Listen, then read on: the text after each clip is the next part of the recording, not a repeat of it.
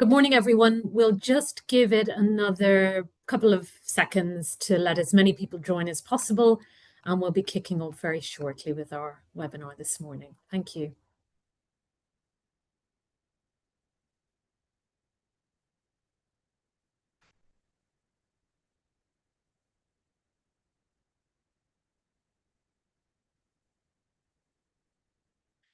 So good morning and welcome everyone to this Morgan Hunt webinar, Inside International Recruitment. This morning, we'll explore Somerset Council's journey and experience of international recruitment for social workers in partnership with Morgan Hunt, hoping to provide an insight into that process and highlighting their key learns from their own experience. I also note that yesterday, Tuesday, the 17th of March, was not only St. Patrick's Day, but it was also World Social Work Day.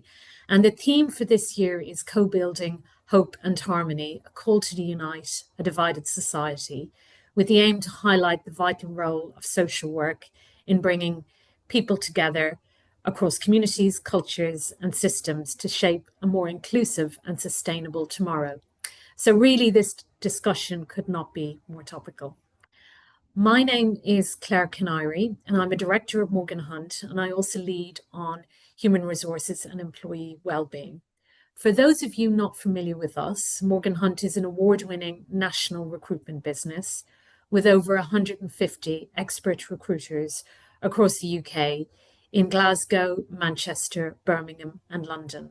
Established over 30 years ago, we provide specialist recruitment services to thousands of organisations across the public and private sector, and we're market-leading recruiters in further education, the not-for-profit sector, community and the social care sector. This promises to be a really interesting session, and I'm really delighted to be joined this morning by Sam Mannion, who is Service Manager and Principal Social Worker at Somerset Council. Sam started her own career journey as a family health practitioner and qualified as a social worker through Somerset Council's own apprenticeship programme, which is a pathway they still proudly run. Now as principal child and family social worker in Somerset, she focuses on supporting great practice and achieving positive outcomes for children and families. Over the past year, Sam has welcomed 14 social workers into Somerset Council via Morgan Hunt, and using learning from previous cohorts to ensure their integration into Somerset as both a workplace and as a home. I'd also like to welcome our second guest this morning, my colleague Chris Armstrong, who is a business director at Morgan Hunt and a trusted partner to local authorities, recruiting experienced and passionate social work professionals into permanent roles within children's services. He also specialises in recruiting social workers from overseas, having recently carried out successful multi-vacancy international recruitment campaigns with various local authorities across the UK. These campaigns typically include a 4-stage interview process, full support and guidance around relocation and sponsorship, an in-depth induction into social work in the UK, delivered by an experienced senior manager within children's services, and a 12-month aftercare service. Before we start our conversation this morning, just a few pointers on our format. We'll aim to finish at about 10:30, giving us around 45 minutes conversation and maybe 10 to 15 minutes at the end for audience questions, just however long it takes really, but we will have a hard stop at 10:30. So please, if you have any questions for the panel, you can post those in the YouTube chat. I will see all your questions. We'll aim to answer as many as possible, but that will be kind of time allowing as well. So I'd like to start with you, Sam, if I may, and to kind of kick off our conversation this morning and ask really, why did Somerset choose to recruit social workers internationally? Sure. Good morning, everyone. And yeah, thank you for joining the webinar and thanks for inviting me, Claire and Chris. I think for all of our local authorities on the line this morning, I think it's fair to say recruitment and retention is a challenge. And we've kind of got national shortages. So thinking about those pressures, as we know, when we've got vacancies, the pressure that then puts on our existing social workers, numbers of children that they're working with. And certainly when I come in as principal social worker, the previous project had kind of kick-started, and we're thinking, right, okay, how can we eliminate some of this pressure? How can we recruit some high quality social workers? Numbers of locums, quality locums coming through had kind of diminished, had lessened. So working with Chris, it felt like a really positive way of being able to recruit some more social workers, thinking about actually taking some of that pressure, reducing numbers of children that our existing social workers were working with, and ultimately, you know, we're all here for one reason, aren't we? And that's around kind of quality social work and making sure that our social workers have got the time and space to provide that quality social work. And we all know when we've got high numbers of vacancies, that's really hard to achieve.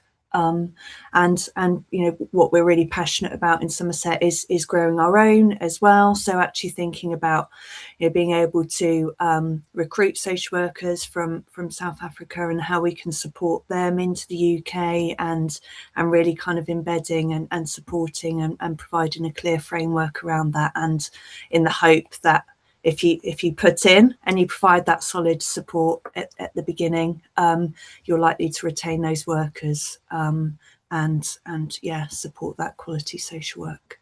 Yeah. And even presumably that will also bring on your own cohort of maybe apprenticeships or trainees who are within the system within the UK as well, as they're learning.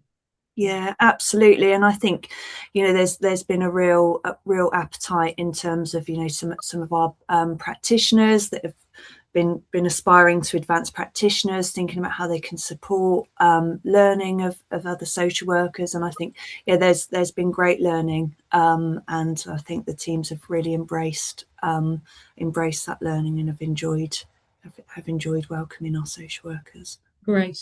Thanks, Sam. And just to kind of go back to that initial process that you started to get involved in at Somerset in the beginning, I guess. Initially, what countries did you recruit from internationally, and why did you choose those countries? Yes, I think South Africa, we'd recruited from previously, and that was really successful. And also, you know, in terms of thinking about training, academic content, thinking about degrees, and what that looks like, actually, South Africa and our social workers in South Africa, that aligned. Whilst we know there's differences in terms of legislation, you know, professional standards frameworks, etc. Actually, that the academic content aligned, and what we know in terms of kind of language qualifications, that's really positive, and it worked well previously. So we felt actually South Africa was kind of our country of choice to recruit from. Yeah. And I think Chris, one of the key things from our point of view is social workers relocating from South Africa, we find from our experience, tend to be looking to make real kind of long-term and potentially permanent roots in the UK. And when we're looking at that retention of social workers, we found that to be key to kind of making the right choices around where people should be relocating from. Language obviously key as well.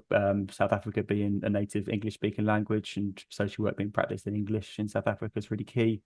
And it's small things as well, like driving. So from South Africa, you can just transfer your driver's license to a UK license, which isn't the case for other countries around the world. No.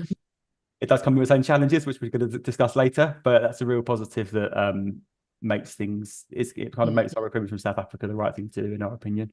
Yeah, because that's a real practical issue, that if you had a social worker who had to wait 6 months or whatever to go through a whole hurdle on that would really be a challenge.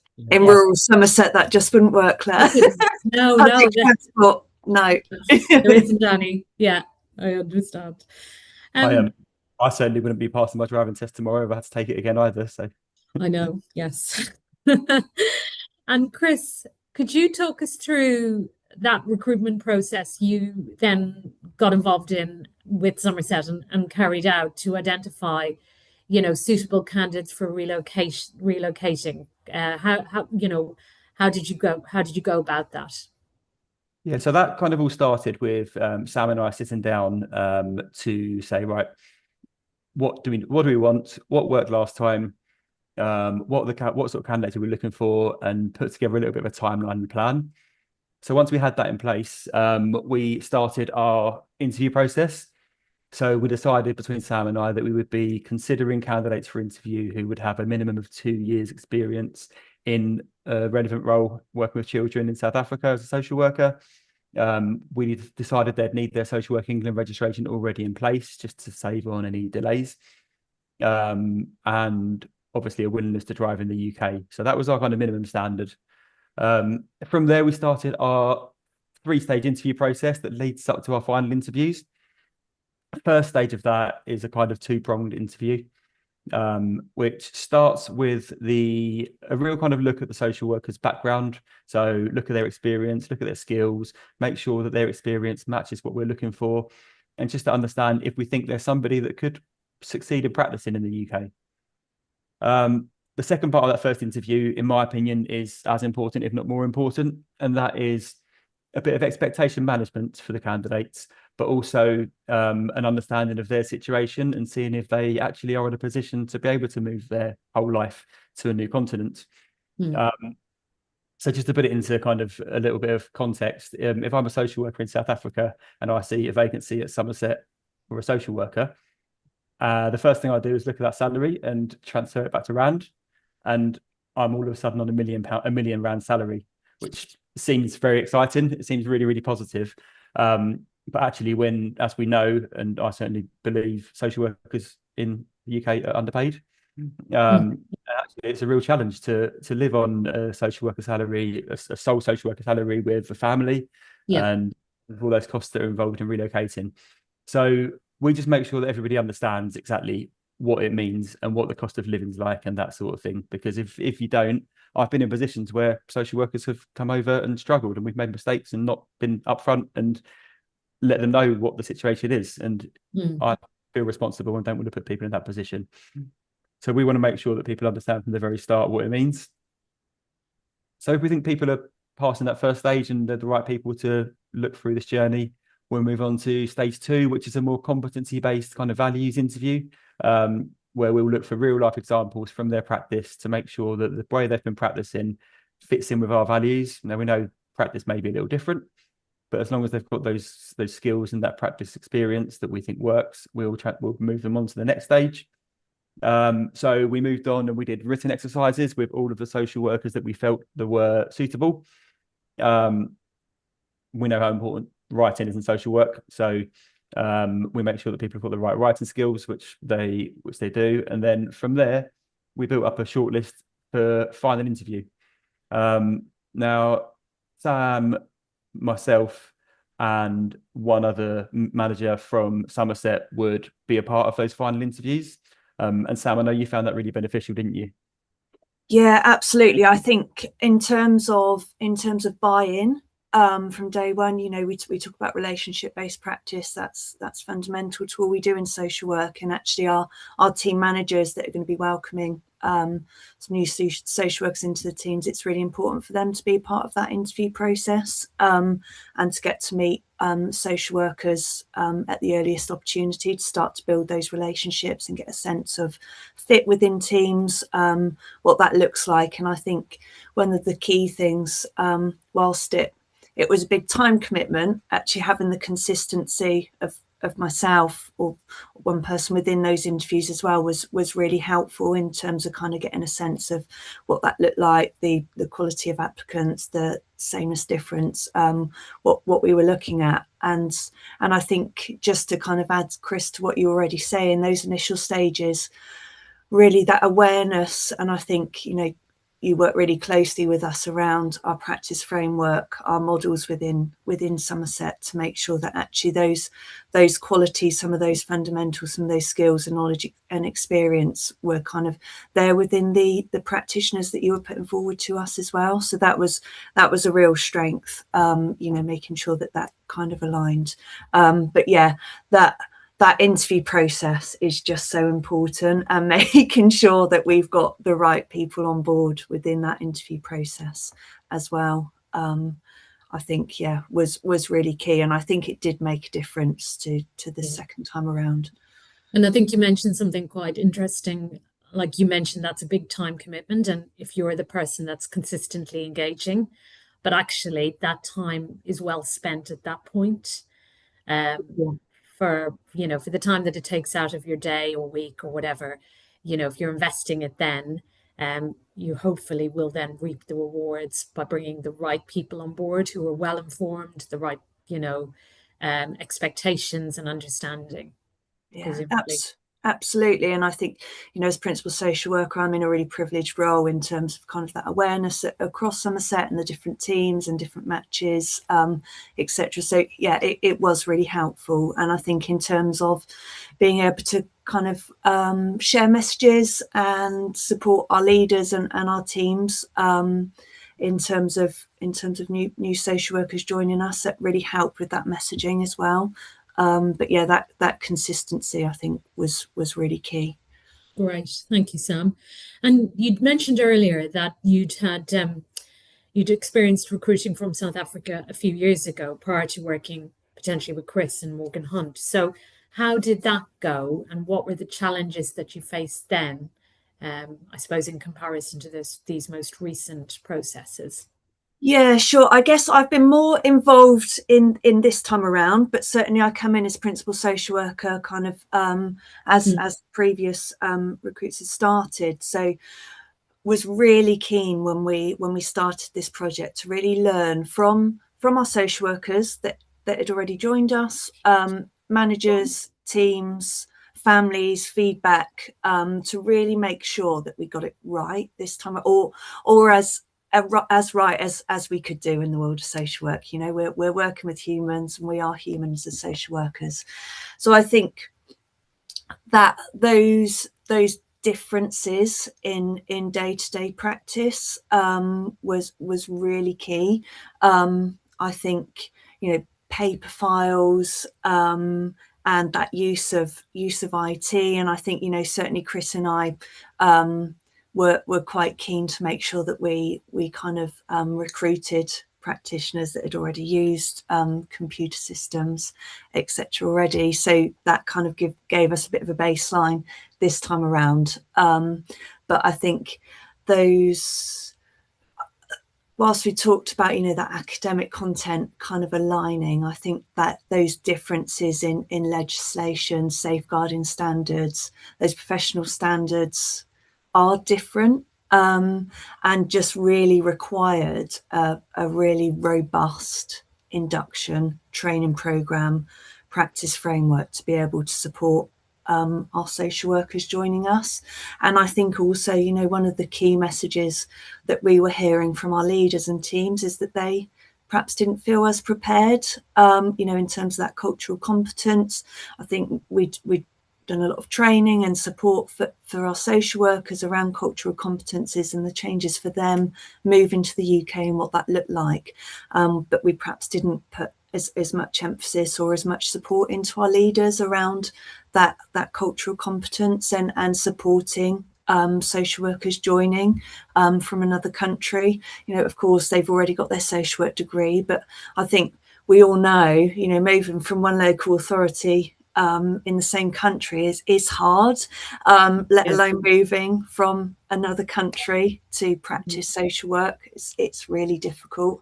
So I think, that we kind of invested a lot into, and we'll talk about it later on in terms of that cultural competence for our team managers and what that looked like. Some of those subtleties in terms of power and privilege and what that looked like.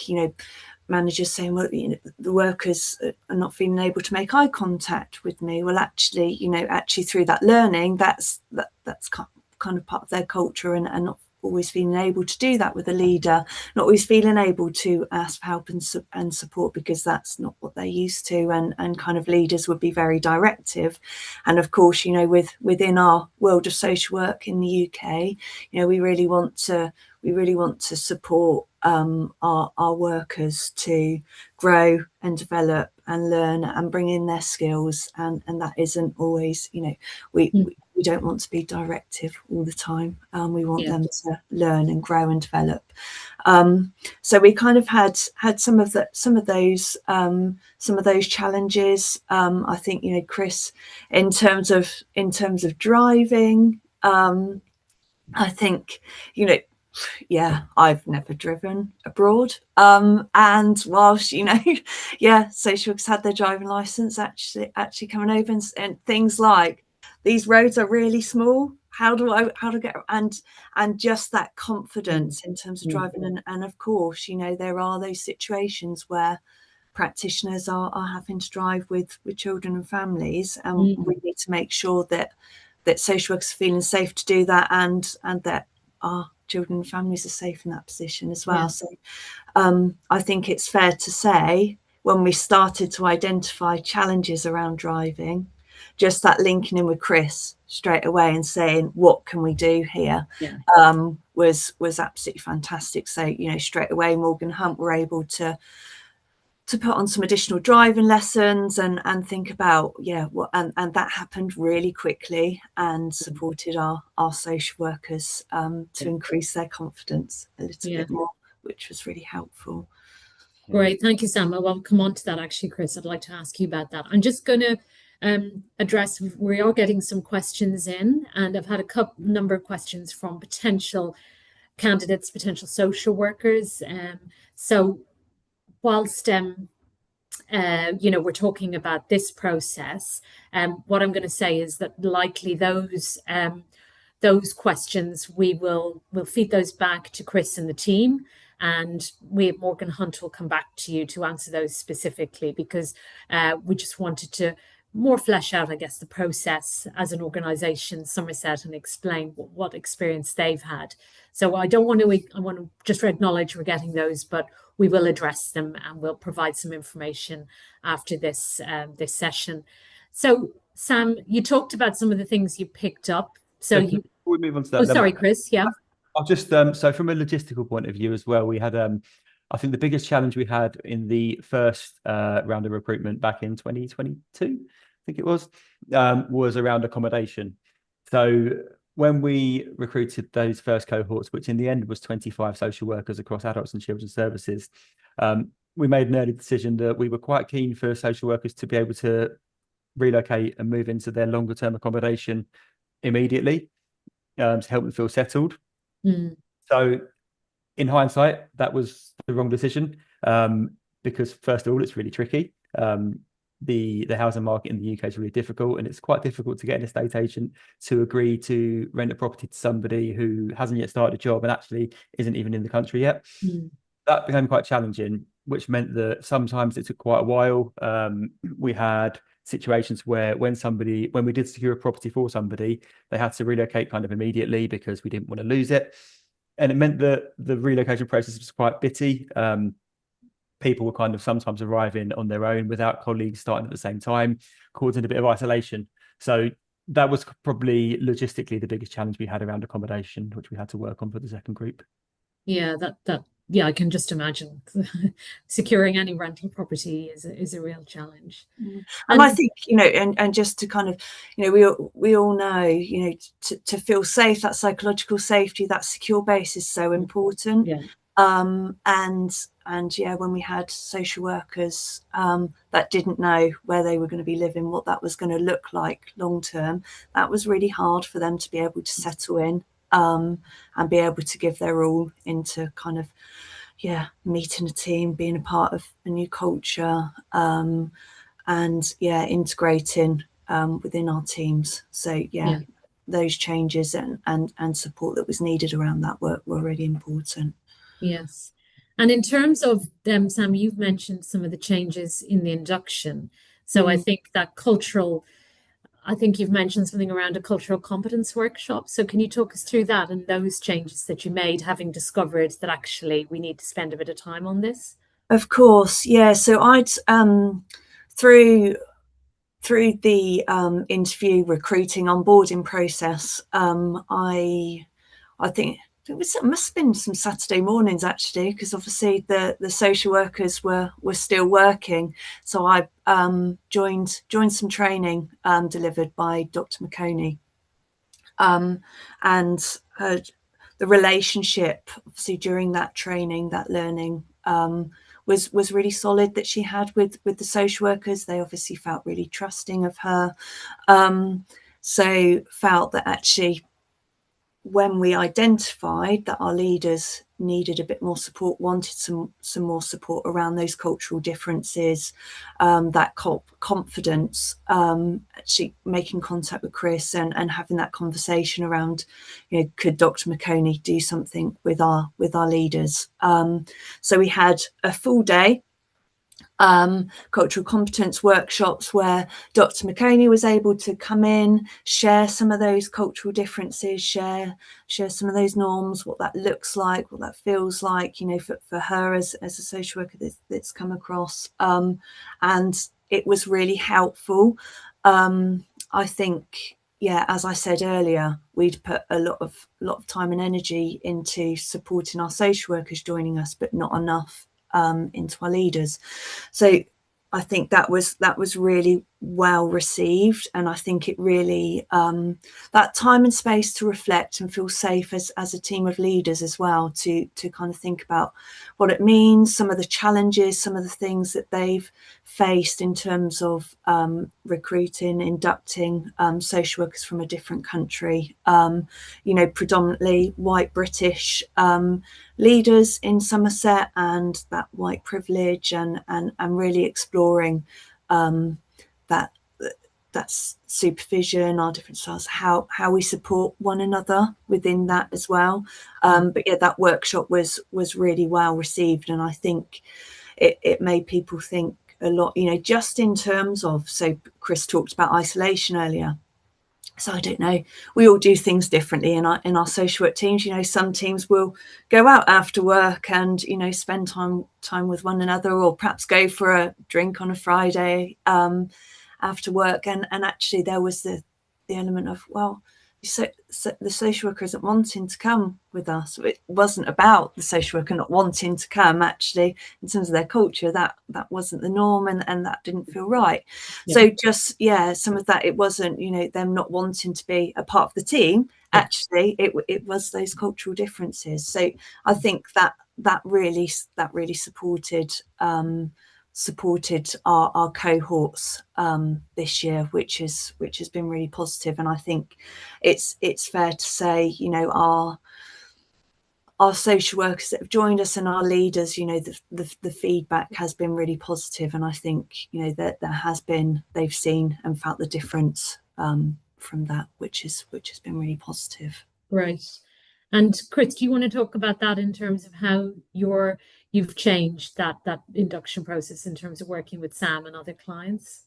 Yeah, absolutely. So Sam mentioned Dr. McConey. So we've got, as soon as we made the job offers with Somerset, so we made 14 job offers, we started in process an induction program that would happen between the day that the social workers were offered the job and the start date. Sam mentioned Saturday mornings and joining those sessions. So what those sessions essentially was a chance for the social workers who were appointed to get together in small groups, first of all, to meet each other very early and start building those relationships, start building that support network, but also to learn about social work in the UK, how things are different to what they're used to, what practices they're going to be doing the same and what's going to be very different.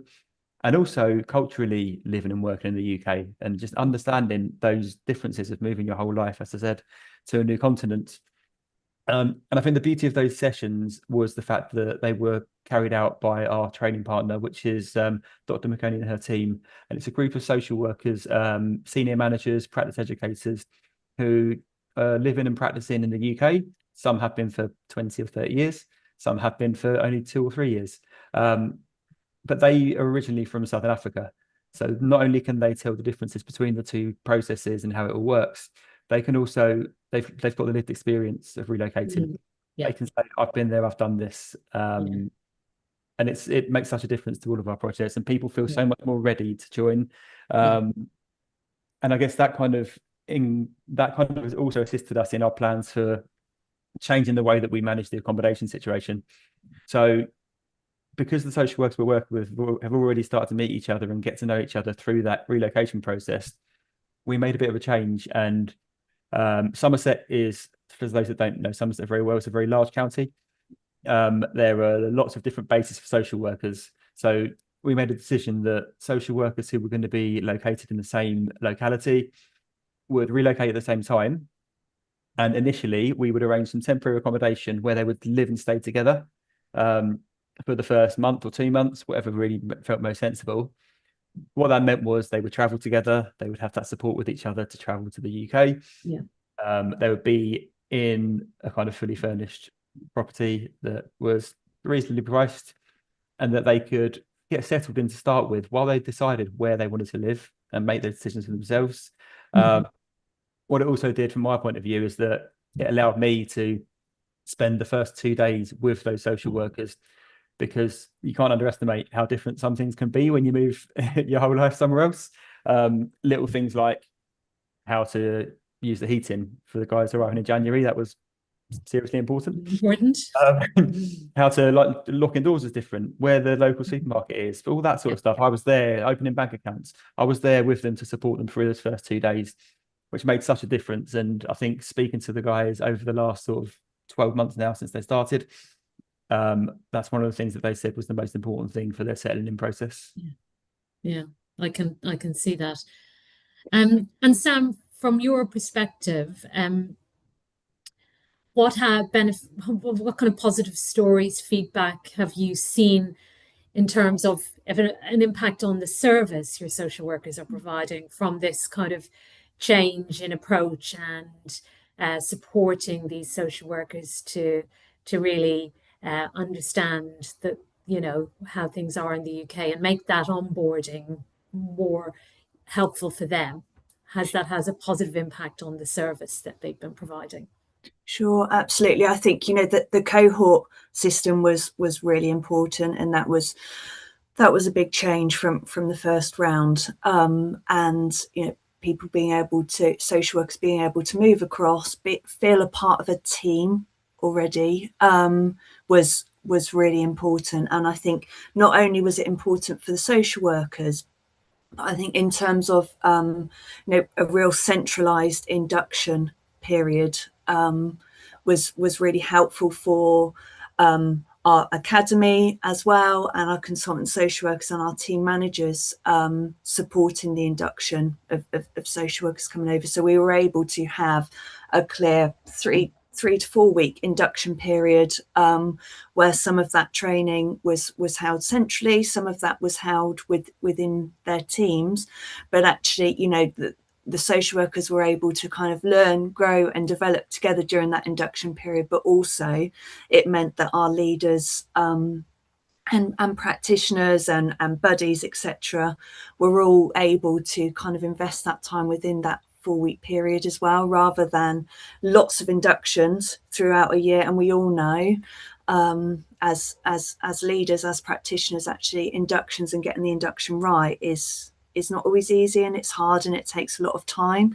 So it's far easier to be able to do that with cohorts rather than individually. So it kind of supported our social workers joining us, but also supported us organisationally as well in terms of being able to deliver that training. And I think what we really clearly established as well from our first cohort is actually that we invested a lot into day in the life of a social worker in the UK, that relationship-based practice, recording. What we established very quickly is actually some of the training that we would do online wasn't always going to work for our social workers joining from another country, i.e. LCS, so our computer system that we use for recording. Social workers getting their head around a new database system, doing that training online was never going to work, and it didn't work the first time around. So making sure that we adapted, and we made sure that some of that training was face to face. So we really adapted and kind of learned from our first round of recruitment, which was really important. And also making sure that when we start a new job, the first three to 4 weeks, it's information overload. So you're learning your new processes, you're learning a new way of working, and for these social workers, this whole new way of living and being in a new country. So making sure that we've got a clear practice framework over the 12-month period, so that social workers can review the learning, so that we can really support that embedding. And I think that 12-month framework, almost not dissimilar to our ASYE program, has been really important, making sure that our social workers are allocated a consultant social worker as well as their team manager, a real clear training program for them, real clear reviews that include the consultant social worker and team manager. So really making sure that we can kind of enhance and embed, and also there's a lot of in terms of team managers then wanting to get it right, actually having a consultant social worker alongside to provide some of that additional reflective supervision has been really helpful as well. And I think what we're seeing with our cohorts this time around, we had World Social Work Day yesterday.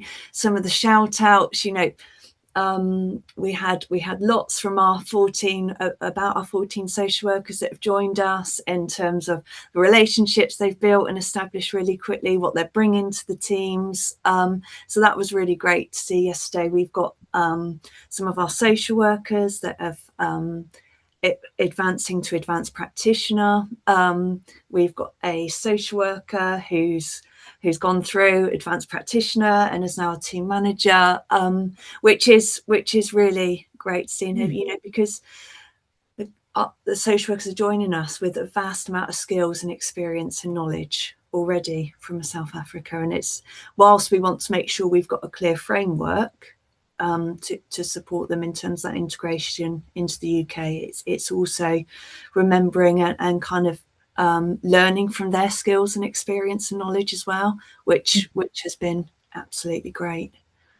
And I think going back to the induction as well, Sam, one of the things I think Somerset have done so well, and Sam, you've been doing so well this time round, is understanding through that induction period that people need a little bit of time for some important life outside of work situations. So when there were situations where somebody had to view a house, if you're not going to view the house at the right time, you're not going to get it. And the understanding, say, right, head off and do that, and having that protected time in their diaries over the first kind of 6 weeks to do those things was really important. And that's made such a difference to making people feel really kind of welcome. And that first 6 weeks is so important, because getting that wrong sticks with people. And if you get that right, people remember and people know that they were looked after, and retention kind of starts there, in my opinion. Well, absolutely. Absolutely. And I think, you're right, Chris. And we really did try to make sure during that first 4 weeks, that flexible working, that people had that time, to be able to go and collect their new cars and to have any driving lessons and to go in and view houses. Because again, it goes back to what I was saying earlier, without that stable, secure base, how can we take on learning? And it was really key, and I think was really well received, and did make a real difference this time around. Yeah, that's great to hear. Great to hear people already progressing and being promoted as well in that cohort. That's a real sign. So that's fantastic. I'd like to ask both of you, but if I could start with you, Chris, what one bit of advice would you give to other or would you like local authorities who are interested in going down this route to kind of take away from this conversation? Okay, so I think so. I've been doing this for about 6 years now. I think projects are so rewarding, and it's so much fun to do. It's so good to see the end result of them. And obviously, they'd make a great difference for children and families as well. But they're complicated. Things go wrong, things change. I think being adaptable is really, really important. And I think where that starts is the teamwork between us and the local authority we're working with, being able to say, right, things are going wrong and let's work together to fix them. And that's something that working with Sam has been worked so well. And I think, working, whoever your partner is, work with them to to kind of make a difference and to fix things that aren't going as they're going to be, as you want them to go, because we're dealing with people, we're dealing with lots of moving parts. So yeah, adaptability and teamwork, I think, is really, really important. Yeah, because what works in Somerset will be different in maybe a city centre environment or whatever. So it's always going to be slightly different. So being agile and adaptable makes sense. Yeah, and Sam, what would you say? Yeah, and I think just to kind of add to what Chris has said, that relationship has been really key. And those bumps along the road, actually, we've supported one another. There's those times where we're thinking, oh my goodness, I don't know. For example, the driving. We can't have a social worker driving along a motorway at 30 miles an hour because that's just scary for them and not safe. So very quickly, within a day or so, we've then got driving lessons set up. That adaptability and kind of, we talk about learning culture in social work all the time, and I think that learning has been so key, and that relationship between us and Morgan Hunt has been really beneficial, and that ability to say, actually, this really isn't working, what can we do about this, and that flex has been really helpful. Yeah, so problem solving along the way and the partnership, for between sure. Yeah, and I think that the advice I would give is almost like Chris was saying, that it's not a quick win. And of course, we want social workers to come in, and we've got challenges with recruitment and retention. But it's you've got to put the work in initially and provide that positive foundation, and that kind of thorough induction. Right from the onboarding, that relationship and that linking in, being a part of training, knowing what's happening in terms of that training with Dr. McConey, hearing, seeing, feeling it is so important right from day one. And I think that support, not only for social workers joining us, but that support for leaders and teams integrating social workers. We talked about that cultural competency. We want to get it right in social work. We don't always get it right, and really supporting with that confidence and support network is really key for leaders and teams as well. Great, thank you, Sam. I noticed we're still getting a number of specifically queries around the logistics and I guess the registration from a candidate perspective. So what I'd say to those individuals, we'll make note of all your queries, and we'll pass that on to Chris and the team, and we'll come back with answers to everybody.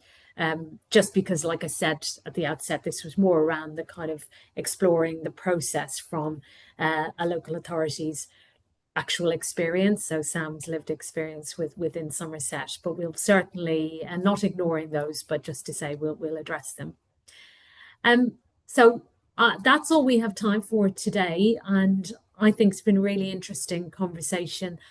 Thank you to everyone who's joined us this morning, but a big thank you to my guest. A big thank you to Sam for taking time out of her very, very busy day to share your experience and the pain points, but also what has worked, that I think is really invaluable. So I think if you're a local authority looking to go down this route, going back, listening to this again and taking some of the key learns away, will really help, I think, for somebody starting out on the journey if they haven't already done so. So thank you so much, Sam, and thank you to Chris for adding in your expert knowledge, being obviously a key part of the partnership with Somerset and across other local authorities.